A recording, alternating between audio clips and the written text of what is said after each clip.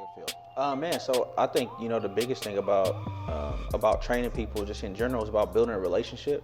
And one of the key factors and key components in building any relationship is the vulnerability.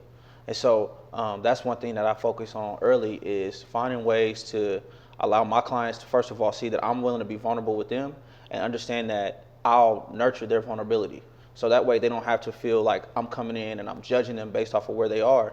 I tell everybody that I work with, whether it's football or personal training, any type of training it is I'm gonna meet you where you're at and then we'll grow from there. Because I feel like a lot of times people, they interact with people that have these preconceived notions or expectations. And for me, it's like that doesn't matter here. When you're with me, when we're in this space and when we're in this experience, that's out the window because I want you to be the best version of yourself that you can be and tap into that. And one of the ways that you're able to do that is when your guard's down.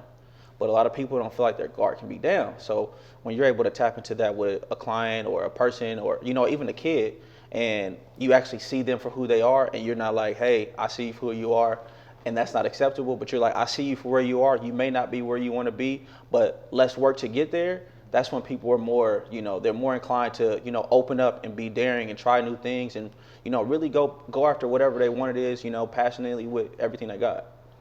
Man, that was bars. Everything within that.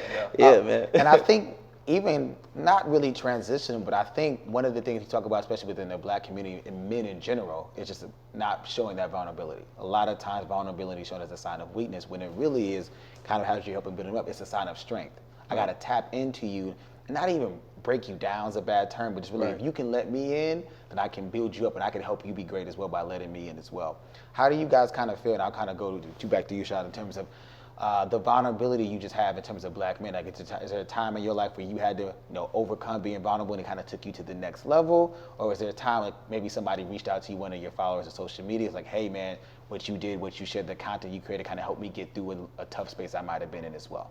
Yeah, the friends I've had in my life and family too along this journey, man, it was tough. I quit my job to do this full time. Well, it was like part time, and man, I wasn't really making money like that. $200-$300 in my account at a time. I didn't have any money, so I was in a very vulnerable place. But I realized if I'm gonna keep on this path and give my all to this, I have to be able to talk to people and like get that stress off of me, because that financial stress is real. It will affect you in your everyday life. And I couldn't let that happen. So I had, my mom, my pop, my lady, friends, people who I can talk to about, this is what I'm going through. I know I'm doing well in the social media space, but I'm not making any money yet. However, I'm grinding, and I would have those conversations about where I wanted to be a year from now.